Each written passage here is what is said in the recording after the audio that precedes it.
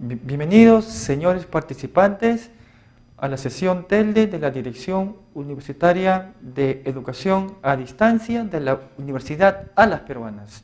Les saluda muy cordialmente su docente, Eri Daniel Vildoso Cabrera, para ver un tema bastante importante correspondiente al curso de Metodología de la Investigación Científica, concerniente justamente al método científico. Por tal efecto vamos a dar las siguientes orientaciones. Este curso pertenece al área de investigación para todas las maestrías de posgrado. Tiene como competencia estudiar nuestra realidad, pero de manera objetiva. En cuanto a la metodología de este curso, aquí vemos que tiene varios ítems, para lo cual ustedes van a tener que tomar en cuenta para su evaluación, partiendo de sus trabajos semanales y a la vez por un examen final. Obviamente también se toma en cuenta sus participaciones a través de las tutorías.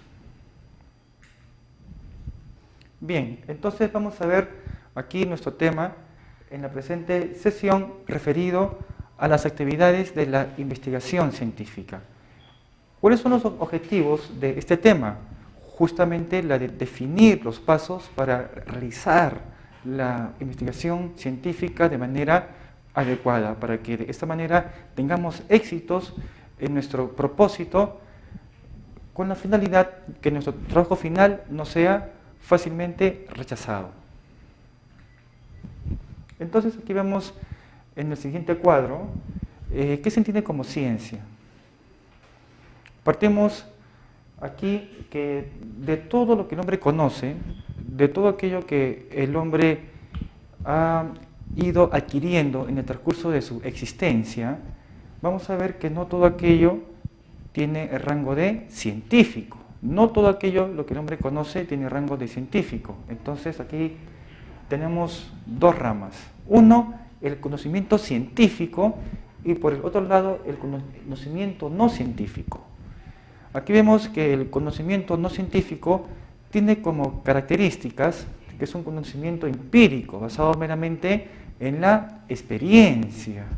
Es un conocimiento común, ordinario, cotidiano, adquirido muchas veces por el azar, de forma desordenada.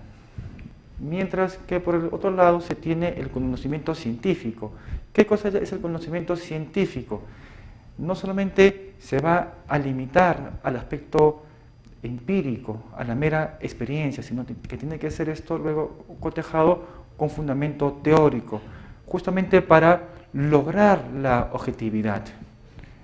Lamentablemente, si nos quedamos en la mera experiencia, vamos a adquirir ciertos elementos meramente subjetivos, entonces que no serán sujetos luego a un proceso de demostración, dado que va a ser un estudio meramente sesgado, justamente para darle una mayor variedad, una mayor amplitud a todo nuestro trabajo. Entonces hay que buscar por otros lados este fundamento que le va a dar la objetividad. Aquí vemos cuál es la distinción en cuanto a los elementos que distingue a uno y al otro cuando se trata de determinar qué cosa es científico y qué cosa no lo es. Entonces, en un extremo, ¿qué es lo que vemos? A un conocimiento común en la cual tiene como distintivo que es un conocimiento meramente subjetivo. Además, responde solamente al cómo, es inexacto, se basa en el dogma o en la fe, es un conocimiento práctico, nada más, y por lo tanto será válido para algunos, y se quiere no con método, sino mediante el azar. Por el otro lado, tenemos el conocimiento científico, que lo distingue sobre la base de la objetividad de cómo se van adquiriendo sus conocimientos, los elementos o las posiciones que van a formar parte de este saber. Además, se quiere con un método que le va a dar un orden, para que de tal manera no solamente aquel que está investigando lo pueda entender, sino también los otros investigadores. Además, es un conocimiento predictivo, es decir, permite ir más allá para hallar respuestas probables a los problemas que uno se está formulando. Además, tiene dos ámbitos, no solamente es práctico, sino también tiene un aspecto teórico, que justamente le va a dar la objetividad necesaria a toda nuestra investigación.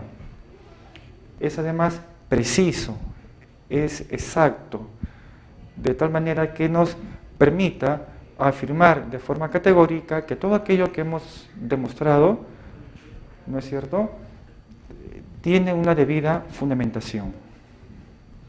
Además es universal, es decir, no es válido solamente para un pequeño grupo, no es válido solamente para mi persona, no es válido solamente para el mundo que está dentro de mi cabeza, sino también es válido para una generalidad, para una comunidad.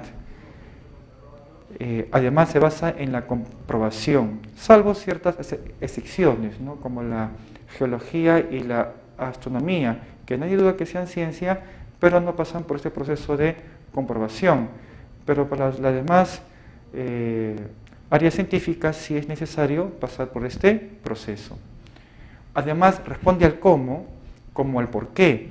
No solamente se limita al cómo, como sucede con el conocimiento común o no científico, sino que también se amplía al porqué de las cosas. Pasamos a su método. Entonces, ya hemos comentado que el método es justamente lo que le va a dar un orden, un sentido, una consistencia y una coherencia a todo aquello que yo estoy investigando, de tal manera que no sea entendido solamente por mi persona o por unos cuantos, sino también por una generalidad. De tal manera que aún los investigadores que no sean expertos en mi materia, que no sean expertos en mi objeto de estudio, pues este método le va a dar una simplicidad, de tal manera que aún los que no son expertos, aún los que no manejen ni siquiera el vocabulario técnico de todo aquello que yo estoy investigando, pues lo puedan entender. ¿Por qué es necesario esto? ¿Por qué es necesario que mi trabajo sea entendido por los demás, incluso para aquellos que no son especialistas? Justamente es la difusión o la publicidad que se busca para todo trabajo de investigación. De nada sirve que mi trabajo sea muy brillante, pero no va a contar con esta publicidad, dado que no lo he ordenado bajo el método científico, dado que no lo he parametrado bajo las condiciones del método científico. Entonces es necesario conocer sus pasos. ¿Cuáles son los pasos del método científico? Son tres pasos elementales, son tres pasos primigenios que nos van a servir en este curso, para definir nuestra temática. Ya hemos comentado en las tutorías que el objetivo de este curso es que por lo menos ustedes, señores participantes, logren definir por lo menos la temática de su estudio, de tal manera que cuando pasen a los cursos ya de investigación, es decir, al aspecto un poco más práctico, muy bien, ustedes ya sepan a dónde orientarse. Entonces aquí vemos los tres pasos del método científico, los tres pasos primigenios del método científico. ¿Cuáles son estos?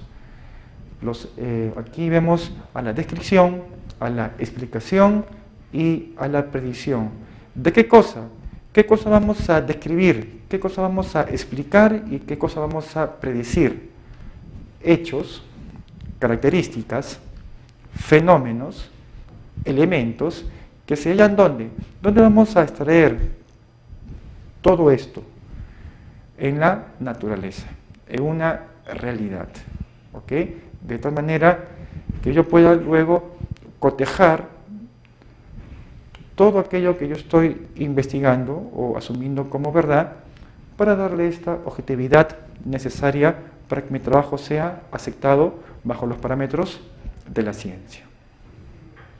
Entonces, todo aquello que no forme parte del mundo material, cuando se habla de la naturaleza, cuando se habla de una realidad, se habla del mundo del más acá, no del mundo del más allá. ¿Okay? De tal manera que, por ejemplo, elementos como la divinidad o elementos como el liderazgo de un líder no van a formar parte del estudio científico, dado que eso forma parte del dogma, ¿okay? Es decir, válido fuera del mundo material.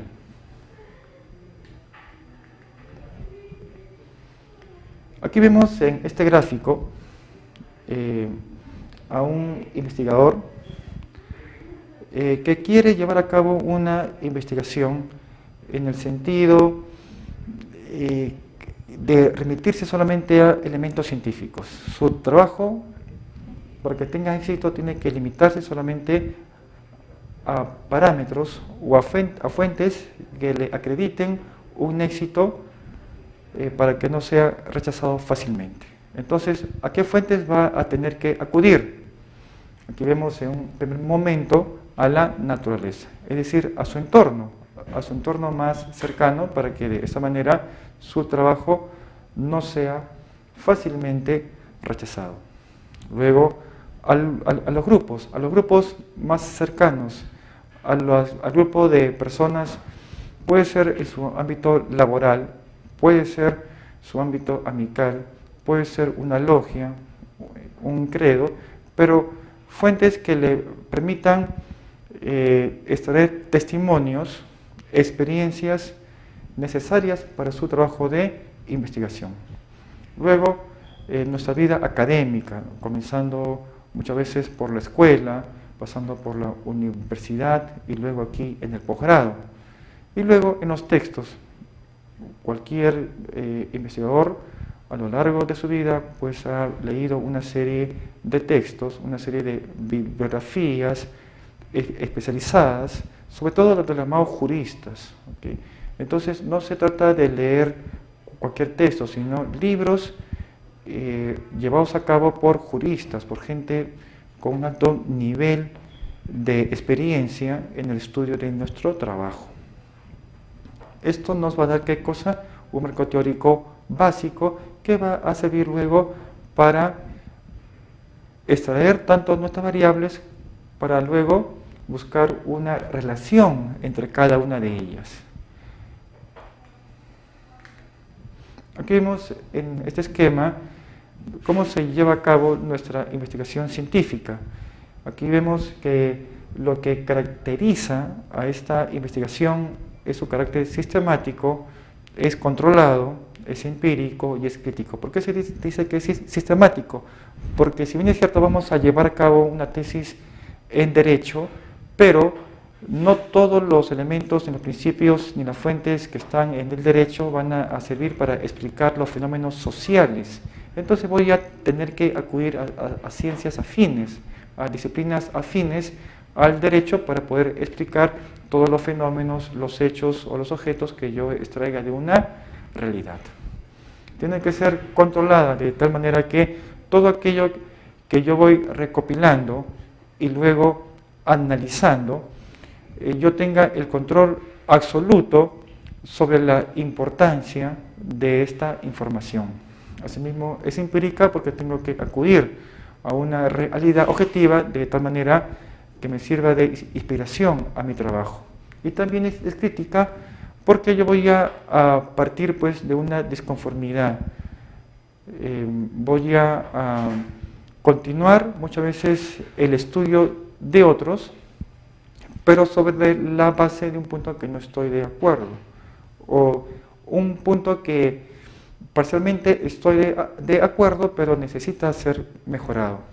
Esto me va a mí a servir para formular proposiciones hipotéticas y a la vez supuestas relaciones para determinar y identificar mis fenómenos de estudio.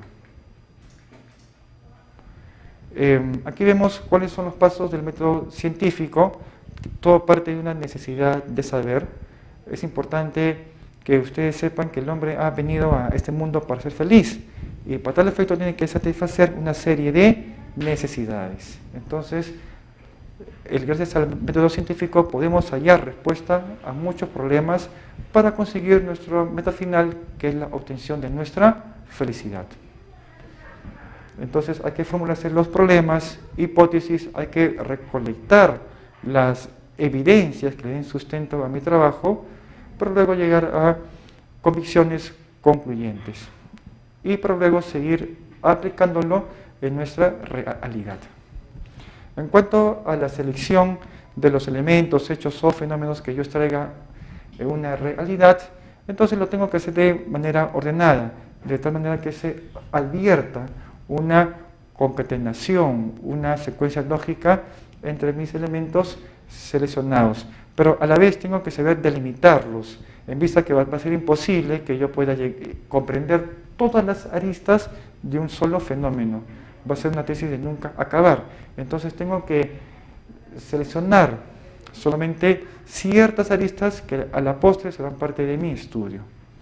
Entonces aquí vemos, en cuanto a la definición, solamente van a entrar los elementos que yo he seleccionado. Los otros quedan simplemente afuera. En cuanto al planteamiento del problema, vemos que todo parte de dos bloques importantes, de los antecedentes teóricos y de la descripción de la realidad, es decir, bajo una visión práctica como teórico, ¿no? Para que de esta manera yo pueda formular mis problemas. Aquí vemos que muchas veces voy a encontrarme con ciertos inconvenientes, dado que la realidad es distinta a la teoría. Aquí surge un problema. Luego este problema tiene que ser cotejado, ¿no es cierto?, con fuentes más extensivas o más especializadas en mi objeto de estudio, para que de esta manera yo cree supuestos teóricos y de estos supuestos teóricos pueda formular mis hipótesis.